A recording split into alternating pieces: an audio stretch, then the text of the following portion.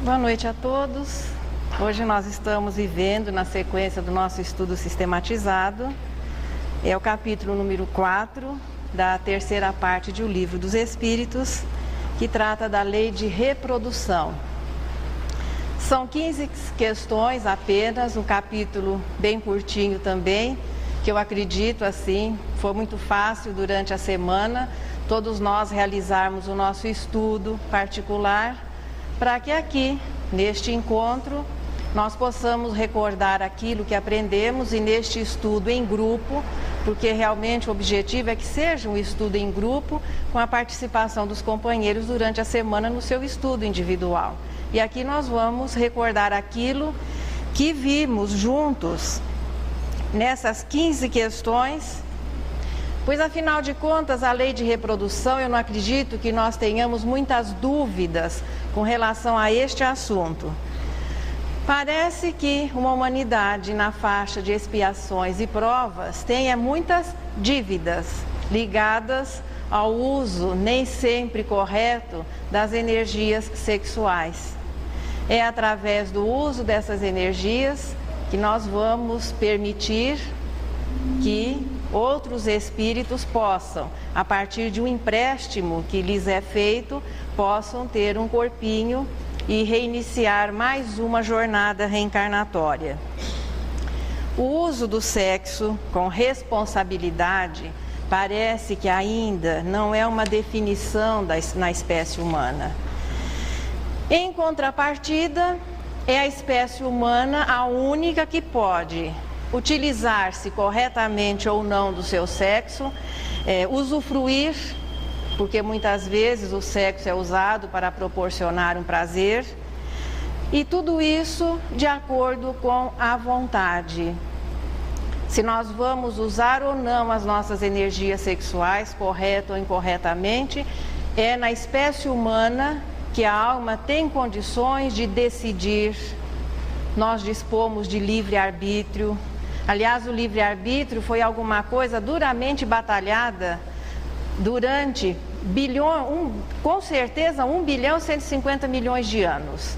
Foi o tempo que o princípio inteligente levou das algas ao raciocínio para que ele pudesse dispor de uma coisa, vontade.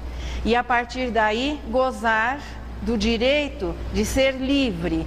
A lei de liberdade nos garante isso. Mas como em todos os contratos, sempre existem algumas cláusulas. No que diz respeito à lei de liberdade, que nós ainda não estudamos, mas vamos nessa sequência, nós vamos estudar um pouquinho assim mais detalhadamente, mas já podemos adiantar, liberdade rima certinho com responsabilidade. E da mesma maneira que nós batalhamos durante, com certeza, 1 bilhão e 150 milhões de anos, para poder fazer uso da nossa vontade, a partir daí também nós vamos sendo cada vez mais responsáveis pelos nossos atos. O capítulo, para quem deu uma olhadinha em casa, nós teremos população do globo, sucessão e aperfeiçoamento das raças, obstáculos à reprodução, casamento e celibato, poligamia.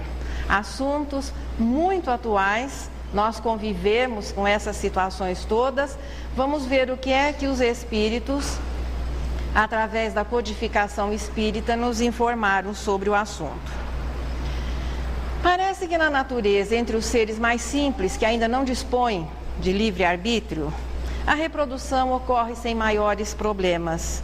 Eles usam o sexo de acordo com a sua natureza, multiplicando-se, garantindo a continuidade da espécie. E mesmo que aos nossos olhos, algumas situações vividas pelos seres dos reinos mais simples da natureza, principalmente no caso aqui os animais, elas nos pareçam violentas, elas nos pareçam brutais, é importante lembrar que a crueldade não existe entre os mais simples. Tudo o que acontece, mesmo situações às vezes de eliminação de filhotes, de abandono, de destruição por outras espécies, Tudo isso tem como objetivo a manutenção, a preservação, e cada ser é dotado interiormente do instinto de conservação que lhe confere defesas e que naturalmente serão ofensivas ao seu oponente, mas sempre no sentido da preservação da vida e não exatamente da destruição do próximo. Não há, a essa altura, o desenvolvimento moral. Portanto, tudo que aconteça é presidido pelos instintos, não há transgressão, não há responsabilidade. Fazendo um pequeno parênteses, grilo não vai retornar faltando uma perninha porque pulou demais na existência passada. E nem lobo mau vai reencarnar como cachorro bonzinho para resolver os problemas de quando era mau. Isso são ideias que nós colocamos, seria-se a má interpretação da lei de causa e efeito, inexistente antes da humanização. Todos agem em acordo com a sua natureza, para que possam sobreviver, para que possam cumprir o seu papel nesse contexto que é a natureza, para que possam se reproduzir e para que a espécie possa se manter, possa continuar. Já na espécie humana a coisa começa a mudar de figura. Interessante que é a espécie que dispõe de vontade e aquilo que instintivamente, quando o princípio inteligente, nós sabíamos exatamente o que se devia fazer, na espécie humana nós começamos em muitas situações a ter dúvidas. E nem sempre optamos por aquilo que está em acordo com as leis. A espécie humana progrediu muito dentro dela mesma. Os espécimes primitivos foram sendo substituídos, embora, claro, que dê para se perceber a nossa linhagem, de onde é que nós descendemos, mas nós somos bem mais ajeitadinhos, mais bonitos, o corpo oferece todos os recursos necessários para que o espírito possa se manifestar através dele, para que possa receber as impressões, para que possa transmitir também as suas impressões, funcionando tudo harmoniosamente à velocidade do pensamento. É a maneira como o espírito comanda o seu corpo através do perispírito. Evoluindo moralmente, que é a realidade a partir da humanização, a força bruta, em função do desenvolvimento intelectual e do desenvolvimento moral, vai sendo substituída pelo aproveitamento que o homem começou, claro, a se utilizar dos recursos naturais. O braço hoje é substituído pelas máquinas. Os australopitecos foram cedendo lugar para espécies mais desenvolvidas, veio o homem de Neandertal, chegamos aqui, nós nos batizamos de Homo sapiens, claro, só podíamos fazer isso. Então, nos consideramos, claro, os reis, os mais importantes de toda a criação. Embora a espécie humana seja aquela onde encarnam os espíritos e naturalmente somos os seres mais desenvolvidos intelectual e moralmente nesse contexto da natureza, mas com relação à parte física nós dependemos uns dos outros. Principalmente a espécie humana que depende mais de que os seres vegetais e os animais possam ser preservados, mantidos o maior número e a maior tempo que nós pudermos para que nós tenhamos garantida a nossa vida. Mas foi a espécie humana que acabou dominando o panorama terrestre e aliando na sua natureza, na sua constituição, nos seus arquivos, todas as demais experiências anteriores. Parece que ainda estamos vivendo um período de transição. Apesar de já estarmos assim, bem mais bonitos, o corpo humano, à medida que o espírito for resolvendo os seus problemas de imperfeição, o corpo humano cada vez vai se apresentar mais harmonioso. O modelo é muito bom, adequado a todas as necessidades do espírito. Ocorre que sensível aos problemas de ordem moral do espírito. E como nós ainda não primamos muito pelo conhecimento e pela vivência dessas leis, muito daquilo que nós sofremos no corpo é consequência da somatização das imperfeições que se manifestam exatamente nas doenças, nas deficiências.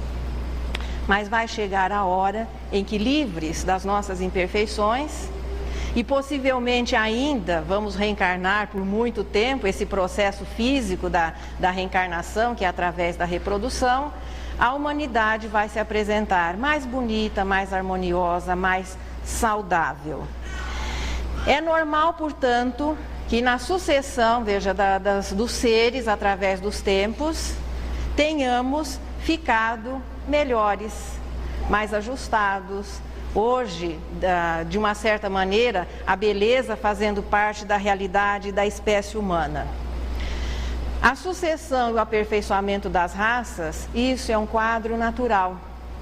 A própria natureza vai encaminhando e vai se desenvolvendo de modo que até muitas espécies às vezes desaparecem, outras vão substituindo e no caso da espécie humana, sempre para melhor. Existe uma outra preocupação que a ciência hoje vem buscando soluções, que é o fato de já estarmos nos considerando muito numerosos.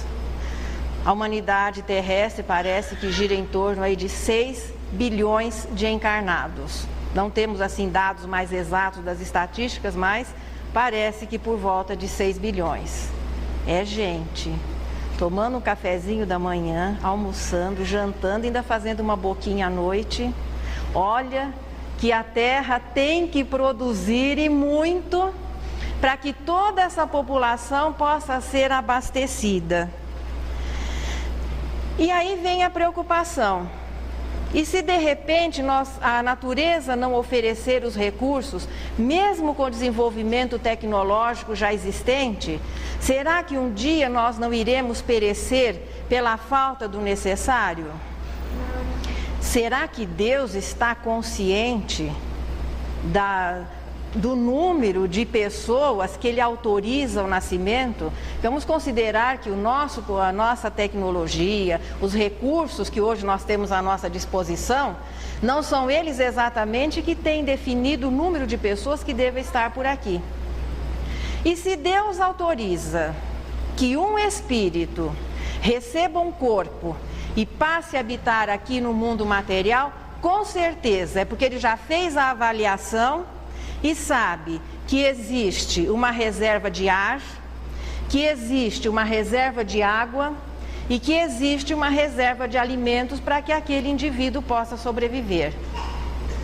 Na prática, o que ocorre é que nós vemos que existem pessoas que perecem pela falta do mínimo necessário. Onde é que estaria o erro? Será que Deus não se enganou nas contas e 6 bilhões de pessoas é muita gente? Os recursos são insuficientes? O que se vem sentindo é que à medida que o tempo passa, um número maior de pessoas tem podido conviver aqui ao mesmo tempo. Portanto, Deus não deve ter se enganado. Metade dessa população na Idade Média, sim, aí o pessoal pereceria mesmo por falta de recursos. Mas se hoje nós temos esses 6 bilhões, é porque Deus chegou à conclusão de que todos deveriam ter o seu necessário se os recursos fossem pelo menos administrados com justiça. Nós não estamos falando ainda de fraternidade, de amor. Na sequência das revelações, a primeira que foi oficializada à humanidade terrestre foi a justiça. Enquanto o homem não é bom, é importante que a justiça determine algumas coisas para que os direitos e os deveres possam ser garantidos. Portanto, se a humanidade já administrasse os bens com justiça, com certeza todos teriam o seu necessário.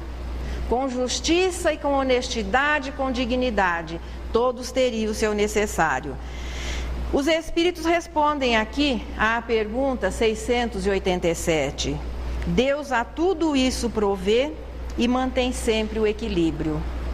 E quando nós falamos de necessário, nós estamos adiantando um pouquinho a lei de conservação que vai ser na próxima semana. O que é necessário para que um ser possa manter-se vivo?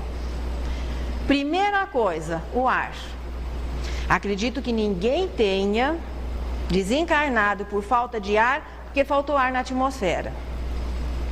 Portanto, Deus cumpriu o seu papel. Nós temos ainda ar suficiente para todo mundo respirar. Também existem reservas de água suficiente, é o que o ser vivo precisa. Ar, água, alimentos. Isso é o essencial para que possamos nos manter vivos.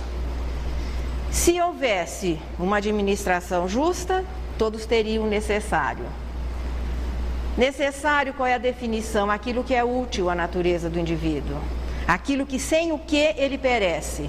Ar, água e alimentos a terra tem oferecido a todos os seres vivos. Portanto, é a melhora moral da humanidade que vai fazer com que todos aqueles que estejam aqui encarnados tenham acesso à sua cota de ar, que ainda o homem não controla. A de água ele controla um pouco. E os alimentos. Portanto, a melhora moral da humanidade é que vai permitir que cada um tenha o seu necessário, sem que no momento deva haver uma preocupação excessiva por um aumento exagerado da população. Deus reservou-se alguns privilégios. O dom da vida é um deles. Então, a concessão para que um espírito nasça, embora exista uma lei de reprodução, mas a autorização para que, a partir daquela união, nasça um espírito possa encarnar, essa autorização é divina. E parece que Deus está considerando que ainda nós temos recursos aqui que permitiriam que esses 6 bilhões tivessem o seu necessário. Chocolate, bolachinha, essas coisas, não está incluído refrigerante na linha do necessário. É ar, água, alimentos, proteínas, vitaminas, sais minerais, alimentos gordurosos. É bem mais simples do que nós imaginamos para poder manter uma pessoa viva e saudável. É através da reprodução, portanto, que se processa a reencarnação. E tenhamos a certeza que no futuro, tanto nas escolas como nas universidades, a própria medicina não vai desconhecer, quando se tratar de reprodução, de gestação, vai ser compreendida a reprodução como um aspecto físico de um processo maior, chamado reencarnação. As coisas terão que ser acompanhadas em conjunto, em harmonia. O que é que nós precisamos para reencarnar? Que 2 adultos da espécie nos emprestem um pequeno capital com o qual o espírito vai começar o seu negócio. Ele não precisa de muito, não. Ele precisa de um espermatozoide e um óvulo. É tão pequeno que só através de microscópios potentes que nós vamos poder enxergar esse empréstimo que os adultos vão fazer. Bom, existe uma variação hoje que às vezes se pede emprestado para um só. Mas a clonagem ainda não oferece um tipo assim, muito popular de reprodução, é muito mais caro. Portanto, ainda a reprodução da humanidade continua sendo efetuada e acredito que ainda vai continuar durante bom tempo, da velha maneira tradicional. Então, nós vamos emprestar a um espírito que precise reencarnar 2 células e a partir daí ele já vai montar o seu próprio negócio, ou seja, o seu próprio corpo. A união dos seres, portanto, surgiu espontaneamente na natureza. Fortuita e ocasional ao início, então o homem primitivo terrestre, não diferindo muito das suas raízes nos mamíferos, um pouquinho abaixo, um degrauzinho abaixo da sua realidade. Fortuitamente ocorriam os encontros, a reprodução era iniciada e geralmente a mãe é que tomava conta dos filhotes. Mais tarde, a família começaria a se unir, o pai oferecendo a proteção necessária, o grupo familiar baseado na consanguinidade passa a ser a base da sociedade terrestre. Veja que a união dos seres possibilitando a reencarnação, esse foi simplesmente um ato baseado na natureza, quase que podemos dizer instintivo. Aí chega o casamento. As leis divinas encaminharam os homens à reprodução para que, veja, o processo de reencarnação pudesse oferecer ao espírito as condições de progredir. À medida que nós somos progredindo e que a necessidade de ter, de ganhar, começou a criar algum tipo de problema nessa sociedade, inicialmente apenas baseada na consanguinidade. As leis são o que de melhor a sociedade que as elabora naquele momento tem a oferecer. Aliás, as leis representam a sociedade. Chegou o momento que houve a necessidade da oficialização, através das leis, daquela união, antes fortuita, depois uma união mais perene. E surge o casamento, o que identificou um progresso moral, já que, através da legalização dessa união, passaram a ser garantidos, estabelecidos, melhor dizendo, os deveres e garantidos os direitos dos dois que se uniam e da possível descendência. O casamento, portanto, é uma lei humana que veio regular para a humanidade terrestre aquele processo natural que é a família. Até que atinjamos progresso moral suficiente para que o instinto sexual seja sublimado pelo amor das almas, nós vamos precisando de leis que garantam, que regulem a convivência das pessoas. Se as leis humanas, portanto, amparam essa união permanente, isso não significa que elas devam ser indissolúveis. O casamento é um contrato baseado numa lei humana. Então as pessoas vão lá, se apresentam diante de um juiz que é chamado de paz, que faz uma porção de perguntas, menos se os dois se amam. Isso não é assunto para ele. Ele quer saber se as pessoas estão assumindo livremente aquele compromisso formal que vai garantir, claro, os direitos e os deveres dos contratantes e depois da descendência. Muita coisa que no momento é importante, é real, no decorrer do tempo, a situação muitas vezes pode se tornar insustentável, decorrente do quê? Das nossas imperfeições. Portanto, a ligação absoluta, a indissolubilidade também é uma lei humana. E chega-se a situações em que a separação é de melhor senso do que a manutenção de uma convivência que pode chegar até a tragédia. E aí o que a doutrina espírita nos informa? Não é pelo fato de nos separarmos fisicamente que os problemas estarão resolvidos.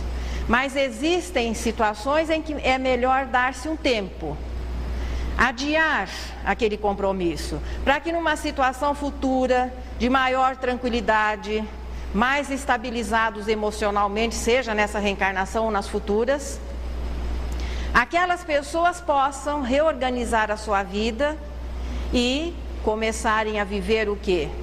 A caridade, que é a benevolência, a indulgência, o perdão das ofensas, porque nós só nos desvinculamos uns dos outros quando os sentimentos interiores estiverem saudáveis. Enquanto existir cobrança, enquanto existir débito, mesmo que separados fisicamente, as ligações vão continuar. Por isso é que essa lição é depois do amar ao inimigo. É o amor ao próximo, amar o inimigo, não transformar o nosso companheiro, a nossa companheira em inimigo, mas se a separação no momento é a melhor solução, que ela seja tomada. Como fica a situação do cristão, do espírita, dentro da possibilidade de uma dissolução da família? O cristão, o espírita, é aquele que tem até direito de tomar atitude, mas ele não tem direito de ser a causa. Vê como é interessante a diferença? Não é pelo fato que alguém tome atitude de uma separação que ele já está sendo condenado. Então, se não tem como se conviver junto, se a convivência junto vai ocasionar um mal maior, que a dissolução seja um atenuante, mas que nós não sejamos a causa daquela dissolução. O amor ao próximo, até o inimigo, é uma boa sugestão para os problemas de relação. E Jesus já deixou a sugestão há 2000 anos diante dos problemas de sentimento, diante dos problemas de convivência, diante das situações difíceis que muitas vezes se vive na família, Jesus já deixou a solução clara: não fazer aos outros aquilo que nós não queremos que nos seja feito. Isso com relação ao uso das energias sexuais é a regrinha de ouro, para que nós não nos vejamos depois, em reencarnações futuras, envolvidos com pessoas a quem nós traímos, a quem nós não respeitamos os sentimentos. Nós gostamos de ver os nossos sentimentos respeitados, devemos respeitar os sentimentos alheios. Portanto, o casamento é uma lei humana que oficializa e legaliza aqui para a humanidade a lei divina, que é a união dos seres que permite a reprodução. No momento ainda fundamental para que a sociedade não reincida no primitivismo, é isso que os espíritos respondem. O desaparecimento do casamento poderia levar a um recrudescimento do primitivismo, porque ainda com relação ao uso do sexo, a maioria de nós quer levar vantagem com menos responsabilidade. E isso tem criado problemas sequentes para a humanidade. Se nós fizermos uma avaliação de situações que a história traz, dos próprios romances de época, o triângulo, quando às vezes até dá para fazer o quadrado, mas de ordem geral o triângulo é amoroso, é alguma coisa que tem complicado a vidinha de todo mundo. E é isso que o Livro dos Espíritos vem nos trazendo. O ideal é que a união dos sexos seja consagrada pela responsabilidade do casamento e que a dissolução seja a última hipótese quando não se tem condições de permanecer junto, mas que não sejamos nós a causa da dissolução, nem da nossa família e muito menos da família do próximo. E aí por isso que às vezes vem aqueles, hoje tão em moda, casamento de jeito nenhum. Mas hoje se vê assim tão propagado, tão divulgado, aquela situação de que casamento é para os outros, para a gente de maneira nenhuma. E as pessoas dizem que fizeram opção pelo celibato. Nesse capítulo também vai se conversar um pouquinho a respeito do assunto. Como fica a situação dos que assumem ou optam, né, por serem celibatários? Uma coisa que nós precisamos considerar em primeiro lugar, nós ainda vamos estudar uma leizinha que se chama Lei de Sociedade. O homem, a alma, o espírito foi programado para viver em sociedade. A família é a primeira célula dessa sociedade, que é só através da convivência que nós vamos nos desenvolver moralmente.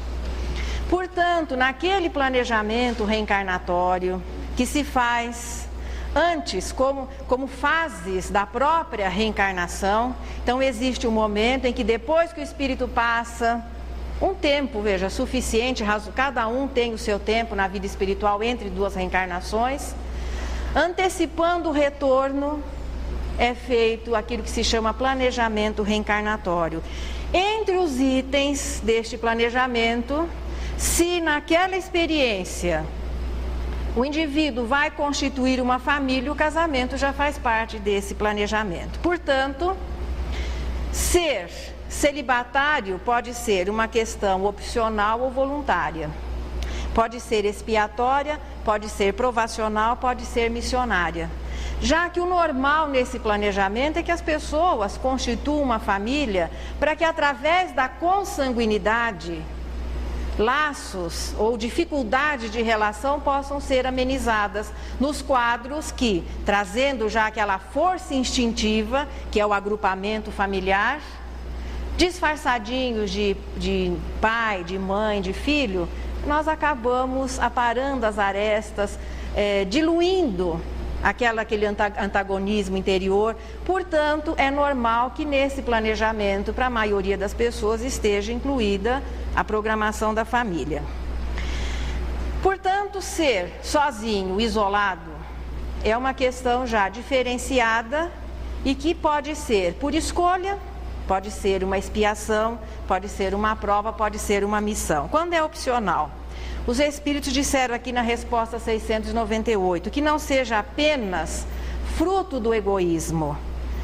Porque se a pessoa não se compromete, não assume uma família, e ele poderia, inclusive muitas vezes fazendo parte até do seu planejamento por egoísmo, é um desrespeito às leis divinas.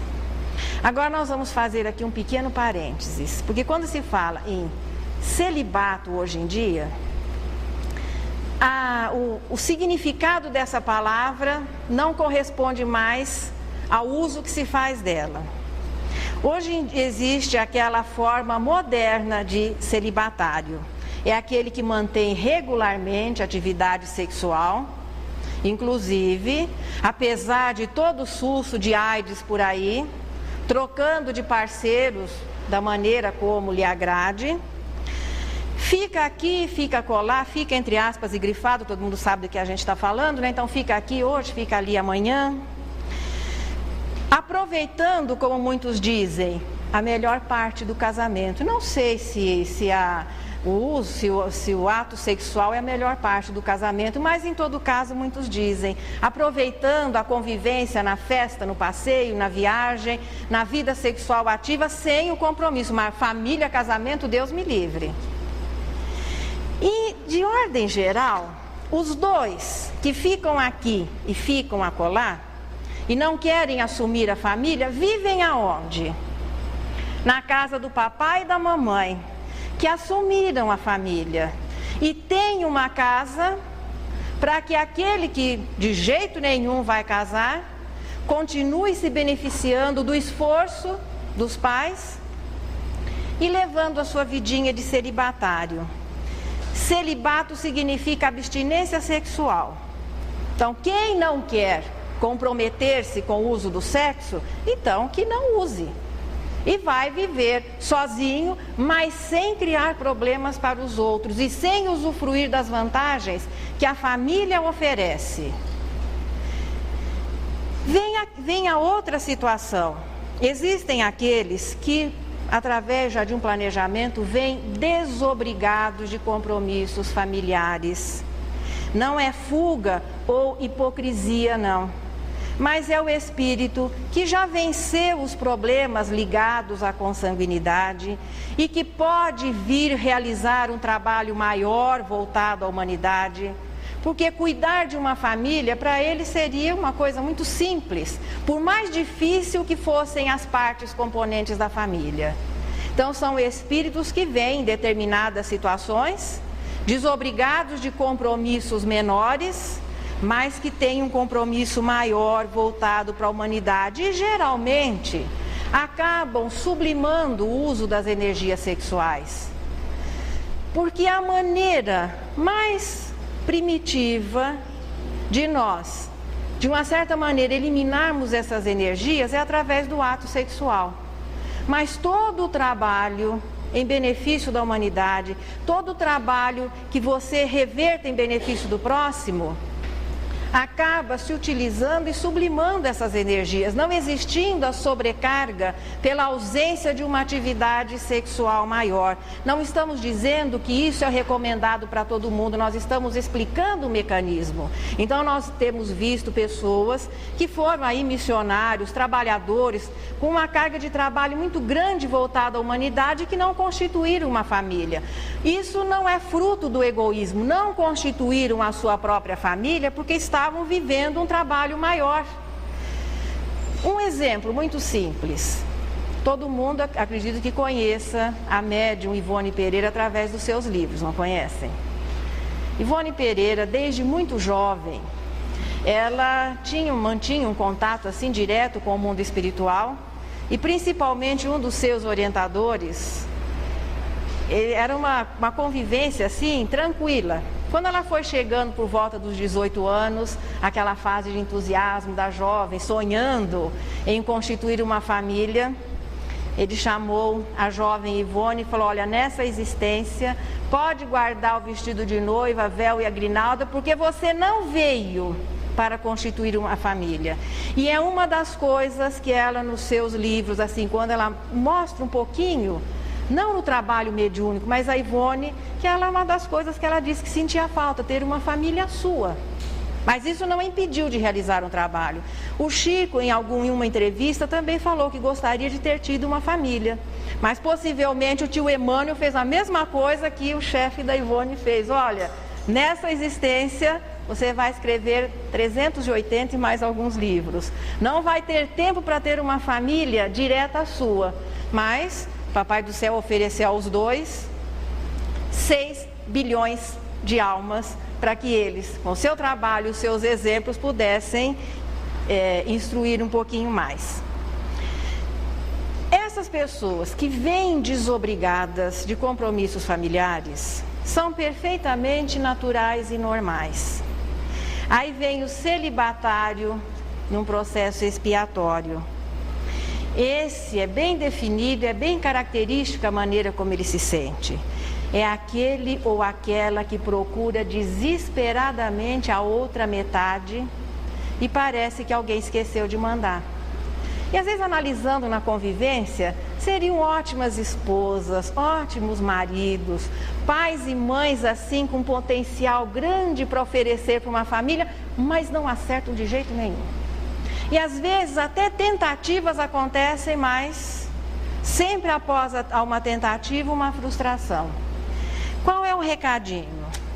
Tudo aquilo do que nós sentimos muita falta no presente é alguma coisa que possivelmente nós não conseguimos valorizar no passado. Então, qual é a sugestão para quem se sinta? Porque aquele que vem desobrigado, como o Chico e a Ivone disseram que sentiam falta, mas não é aquele desespero que se sente naquele que vem numa situação expiatória. Então é aquele, o celibato por uma missão, e o que vem desacompanhado, não vou dizer sozinho, porque solidão existe às vezes dentro do casamento. Aquele que está temporariamente desacompanhado. É sublimar na fraternidade, no trabalho em benefício do próximo, as suas energias sexuais, amando aqueles que a vida vai colocando à sua volta, até que se tenha direito de conviver com aqueles a quem se ama. Em todas as situações difíceis, sejam provacionais ou expiatórias, é você utilizar-se da resignação e não da revolta. A revolta não soluciona problema, muito pelo contrário, os agrava. Então nós vimos que existe a possibilidade de alguém, por opção, que não seja pelo egoísmo, não comprometer-se com uma família. Amizade colorida, ficar aqui para lá, não é situação de celibato. Podemos vir desobrigados no sentido assim de um trabalho maior e podemos vir privados de ter uma família por uma situação de aprendizado. Aí tem o outro lado da medalha. Tem gente que se entusiasma tanto que quer 2, 3 ou 4 maridos e ele 3, 4, 10, 20 esposas. Isso também está em desacordo com as leis? Naturalmente, porque quando se fala em poligamia, logo você imagina o Oriente, sheik, com a porção de esposas. Desde que tenha petrodólares, por enquanto ainda parece que é alguma coisa que funcione por lá. Mas qual é a visão? Nós temos que considerar que existe a poligamia oficializada, sendo uma lei ou um costume, e a poligamia que não é oficializada, mas é tão comprometedora quanto a outra que ainda faz parte das tradições ou faz parte das leis de um povo. Os espíritos aqui colocaram o seguinte, que são ligações onde o amor, a afeição não é considerada. Por que não é em acordo com as leis divinas? Para que nasça um novo ser, nós precisamos do quê? De um espermatozoide e de um óvulo. Não precisa de um óvulo e 4 espermatozoides. E nem de 4 óvulos e um espermatozoide. Para dar origem a um novo ser, precisa do quê? De que 2 adultos, um homem e uma mulher, masculino e feminino, possam dar início à família. Seja a poligamia masculina, que é a que nós, digamos assim, a maioria. Ou seja, a poligamia feminina, que hoje já existe, não exatamente oficializada, mas também existe. Se isso pudesse ser realidade em acordo com as leis, não haveria uma igualdade ou uma harmonia numérica. Então, se a poligamia masculina fosse oficializada, nós deveríamos ter 20% de mulheres, 80%, não, ao contrário, 20% de homens e 80% de mulheres. Então, se existe uma harmonia entre os sexos na estatística mundial, é o recadinho da natureza. Para se organizar uma família, 2 seres. O costume da poligamia, ele vai desaparecendo com o aperfeiçoamento social e que é consequência da melhora moral. À medida que a alma vai progredindo, à medida que nós vamos nos melhorando, o respeito às leis divinas, o respeito ao sentimento do próximo, o respeito àqueles que Deus nos confia como filhos vai se tornando cada vez maior. E essas distorções vão sendo corrigidas. Ficou faltando, eu acredito que o assunto mais interessante, né? Vamos nos reproduzir ou não? Porque na espécie, nos seres mais simples da natureza, isso é instintivo. Quando chega a época do acasalamento, o gatinho fica cantando, fica tocando violino, tentando convidar a gatinha para um passeio à lua, e ela só concorda se for época de reprodução. Afora isso, por mais empenado, emplunado, bonito, cheio que seja o macho, não adianta ele vir trazendo ramalhete de flores, caixa de chocolate, nada, que não vai acontecer um namoro. Já na espécie humana é diferente, nós queremos exatamente ao contrário. Nós queremos usar o sexo sem aquilo que às vezes se encontra escrito. O inconveniente do uso do sexo, entre outros, a gravidez. Mas desde quando gravidez é inconveniente de uma coisa para o qual o organismo foi preparado? Eu não estou dizendo que se deva ter um filho a cada 9 meses. Mas a gravidez, veja, o corpo feminino se prepara mês a mês para a reprodução. Então, como é que a gravidez vai ser o inconveniente de uma coisa para o qual a reprodução existe? Também, os senhores não vão esperar que a gente diga que o ato sexual deveria existir apenas quando fosse para a reprodução. Mas essa é a verdade. Eu me lembro na época de mocidade, quando os nossos orientadores falavam isso, você ficava olhando assim, na sabedoria dos 15, 16 anos, ouvindo o outro de 40, 50, tão jovem também, 50 anos, o que são 50 anos? É plena juventude, mas ele não deve saber das coisas.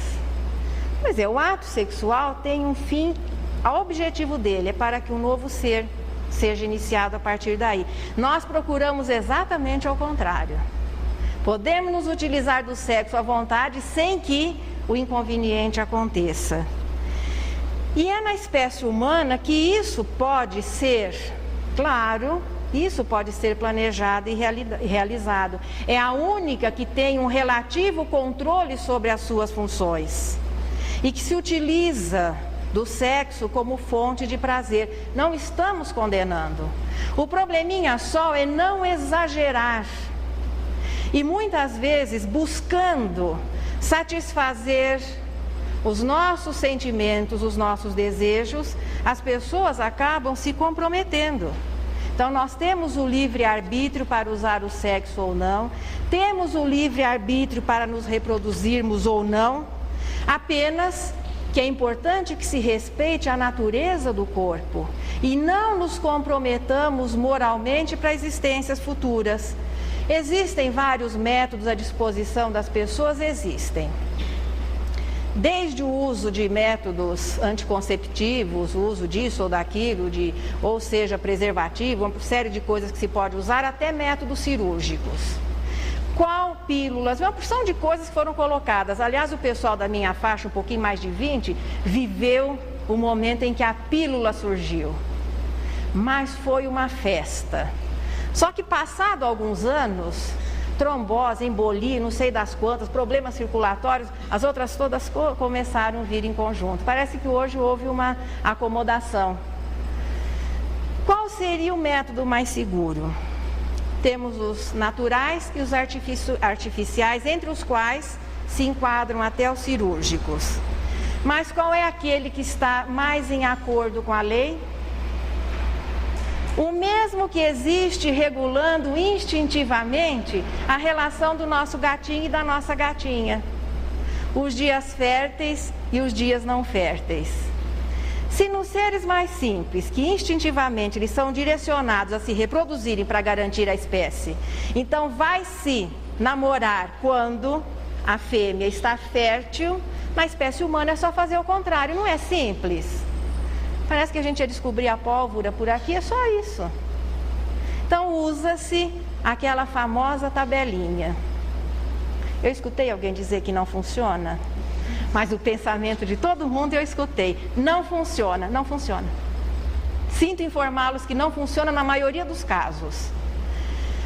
Por que é que não funciona? O estômago de todos vocês funciona direitinho? Fígado, coração, intestinos, todos os outros órgãos funcionam perfeitamente? Pelo menos a medicina diz que não e as farmácias agradecem que nada disso funcione bem. Os laboratórios, as farmácias. Por que é que o organismo feminino, os ovários, deveriam ter a precisão de um relógio? Até que poderiam. Eles funcionam mais ou menos como todo o resto. Portanto, aquela tabelinha nem sempre oferece a garantia suficiente que nós buscamos. E aí, como ficamos? Um filho a cada 9 meses? Não, é um desrespeito à natureza feminina. E hoje tem que se considerar também, porque às vezes as pessoas fazem aquele romantismo, o casal não vai muito bem, então vamos arrumar um filho que melhora a relação. Não melhora. Se 2 não estão se dando bem, colocar um terceiro no momento não é a solução. Mas muita gente acaba usando isso como recurso. Só que tem que lembrar que ele vai ter 1 mês, 2 meses, 6 meses, 10 anos, 11, 18, 20, 30. Então não é assumir um filho no momento de entusiasmo e depois não saber se conduzir com esse ser, com esse espírito que Deus nos concede, ou melhor, coloca, para que nós possamos encaminhá-lo. Método anticonceptivo é alguma coisa que o casal deve decidir. Não é só a mulher a responsável, como tem sido até agora colocado, que a mulher é obrigada a se encharcar de comprimidos, a se utilizar de métodos cirúrgicos, de outros que agridem a sua natureza. Eu nunca ouvi dizer que uma mulher ficasse grávida sem a participação de um homem. Não existe. Portanto, gravidez, uso do sexo é responsabilidade dos dois. O método anticonceptivo também. Que se escolha aquilo que é mais condizente com a nossa realidade, que não agrida tanto o organismo das partes. Qualquer método anticonceptivo é melhor do que o aborto. Tanto que algumas vezes as pessoas perguntam, mas não se fala de aborto na lei de reprodução? Aborto não tem nada a ver com reprodução. Aborto vai ser tratado lá na lei, nas leis que falam da morte, do retorno à vida espiritual, e não aqui na concepção. Quando a reprodução ocorre, a concepção ocorre, no momento da concepção o espírito já está ligado. Qualquer decisão tomada a partir daí não tem nada a ver com reprodução. Já está mais na linha do assassinato, nós vamos tirar uma vida. Portanto, qualquer recurso anticonceptivo, ainda que até prejudicial às partes, é melhor que um aborto. O método natural, ele oferece uma vantagem. Em primeiro lugar, é de graça. Não se vai gastar nada para utilizá-lo. Segundo, oferece a possibilidade de educação aos dois. Não é porque o homem está disponível 395 dias e 6 horas por ano que a mulher também esteja. A gravidez, o ideal é que ela ocorra pelo menos a cada 2 anos, é o tempo mínimo para o organismo feminino se recuperar, e o outro já está comendo arrozinho com feijão, não dependendo tanto da mamãe. Portanto, vamos nos utilizar do recurso que melhor o casal encontrar, mas lembrando que esse método da tabelinha, quando utilizado, oferece a oportunidade de sublimação às duas partes, não apenas a sobrecarga da família, sempre junto com a mulher. E André Luiz, em Evolução em 2 Mundos, ele dá uma informação interessante.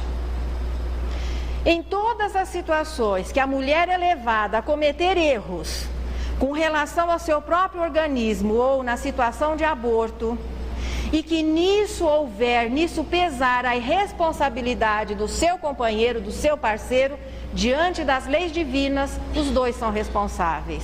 Não é porque o organismo feminino participe um pouco mais da reprodução que o homem não tenha responsabilidade maior. A responsabilidade moral é igualzinha para os dois. Os dois serão responsabilizados. E aí tem outra coisa que a doutrina espírita nos informa. Ninguém atinge a angelitude sendo apenas homem ou sendo apenas mulher. Todos os espíritos no rol, na sucessão das reencarnações, vão viver as experiências masculinas e as experiências femininas. Ou seria um aprendizado, um programa incompleto. Melhor, portanto, que as pessoas que não querem ou que querem planejar a sua família procurem o método que menos agrida e que possa respeitar e que mais as leis divinas. Agora eu vou dar uma sugestão, assim, até se o Oswaldo quiser desligar a câmera, que assim é um segredo que a gente vai contar. Existe uma coisa que funciona mesmo e que, se utilizada, ninguém fica grávida. Suco de laranja. Ao invés de namorar, toma um copo de suco de laranja. Nunca ouvi dizer que alguém ficasse grávido porque bebeu suco de laranja.